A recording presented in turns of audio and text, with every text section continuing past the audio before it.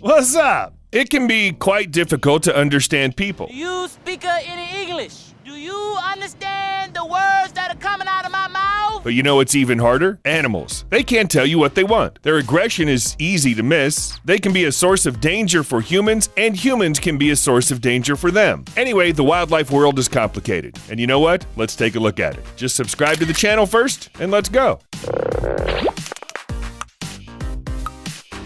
Bears and trees. Meeting a bear in the wild can hardly be considered luck.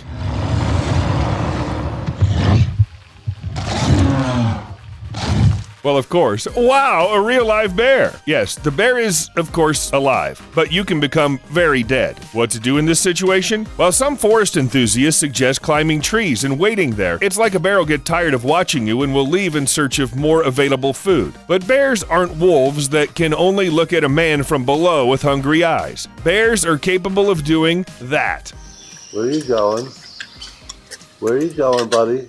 And it's pretty quick. If you organize a competition for speed climbing trees, a person will probably lose. So, when you meet a bear, it's better not to look it in the eye and slowly move away. Bears quite rarely attack people. Usually they just wonder what kind of strange hairless creature is in the middle of their forest. You should avoid mama bears with cubs, and especially rogue bears. These are those poor bears that accidentally woke up in the middle of winter and are very unhappy with this fact. Well, if the beast decides to attack, start making as much noise as possible. Scream, stomp, whistle, any loud sounds will do. Maybe even music will do, if you choose the right track. Okay, he's going. Yeah, he's going. We're gonna be okay. Horse danger zone. Okay, now, that's a pretty obvious fact. Don't go behind horses. You ride.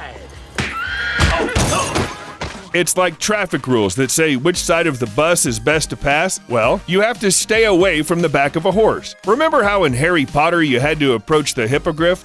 Back off, Harry. Back off.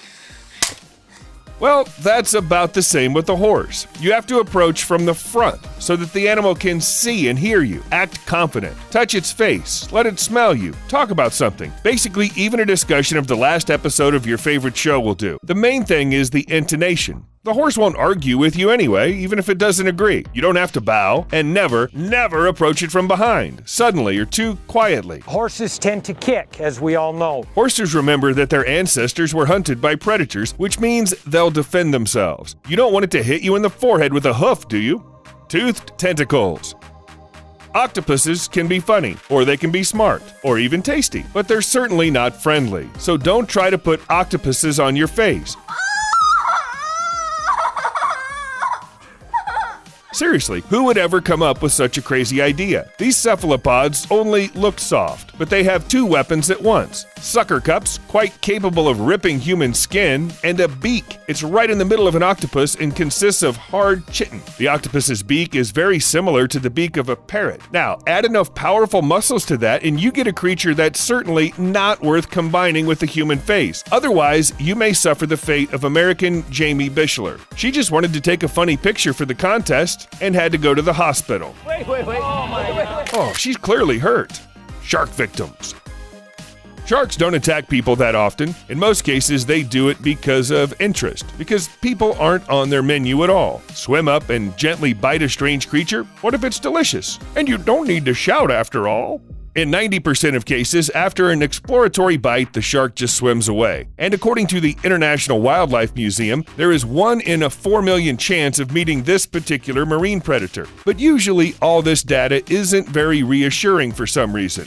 Well, let's say thanks to Jaws. Let's figure out what to do with a shark when we meet it. First of all, it's better to avoid this meeting. You'd better not go into muddy water or swim in the dark. Sharks don't have flashlights, so they'll have to swim closer to find out that you aren't dangerous, and also they can take a bite. But let's say the shark is in sight. Don't turn your back on it and take an upright position, because nothing in the ocean is in an upright position. It's more likely that a predator will think you're crazy and stay away. If he does swim up and show too much interest, well, you'll have to attack it. Hit the shark in the nose and get out as soon as you can. And if it already bites, hit it in the eye. Grab the gills. Somehow that works. Red rag.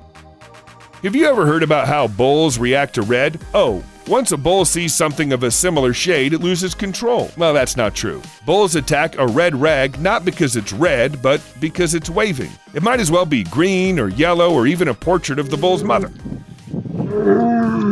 Okay, that'd be weird. So if you happen to meet an unfriendly horned animal, don't rush to take off the red. First of all, don't look it in the eye, and don't tease it in any way. Pretending to be dead won't help either. Bulls aren't grizzly bears. Do make contact with cows and calves, and don't rush to run immediately. This can only make the bull angry. Instead, it's better to retreat carefully, slowly, carefully. Oh, it did attack you after all? Most likely the bull will win this race. He's just faster from nature. So you can try running in zigzags, not a straight line. It's not easy to turn when you're a big angry bull. You can throw a backpack or something of clothing at the bull on the way. It'll probably distract it for a while so you can get to a safe place. Don't feed the squirrels.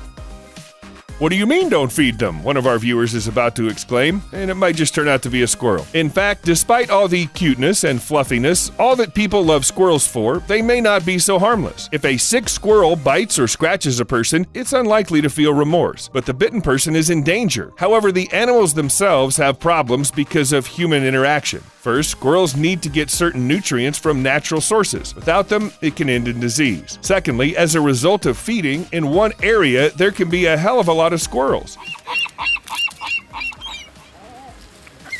It's unlikely that you want one day to come to the park and see how hundreds and hundreds of fluffy animals run in search of food. Kind of a squirrel apocalypse that may again lead to the development of many squirrel diseases. Well, thirdly, squirrels can begin to associate people with food. Of course, they wouldn't attack, at least we hope so, but they'll lose their natural fear of man and may one day come close to some squirrel hater. Anyway, that's no good. But if you still want to take care of squirrels, you better think about planting shrubs like wild cherry, dogwood, or hawthorn. It's not as sweet as feeding the animal right from the palm of your hand, but it's really useful.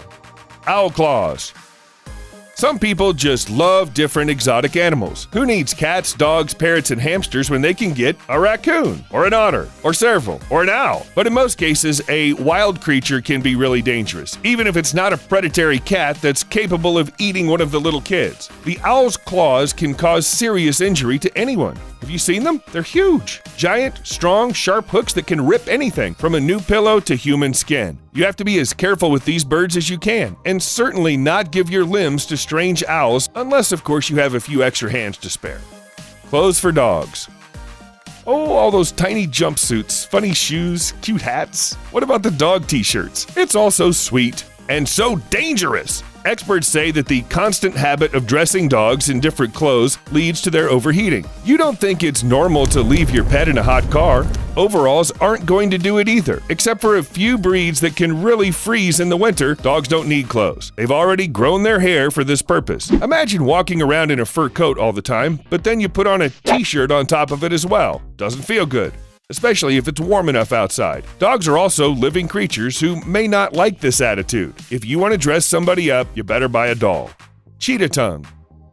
If you are the happy owner of a cat, you surely know what it is. Cat hair everywhere, night run through all the rooms, rustling bags, and perhaps a gentle licking. But that's where the main problem lies. No matter how cute and soft your cat is, her tongue is hard as sandpaper. It's not smooth at all, so your cat might get caught in some blanket or cloth with it, and you're gonna have to save her. It's all because of the little spine-like epithelial growths. You can't do without them when you keep your coat clean, and well, the spines cling to the tangled hairs and either untangle them or just collect the dirt. Anyway, it's a very useful thing. But what about really big cats?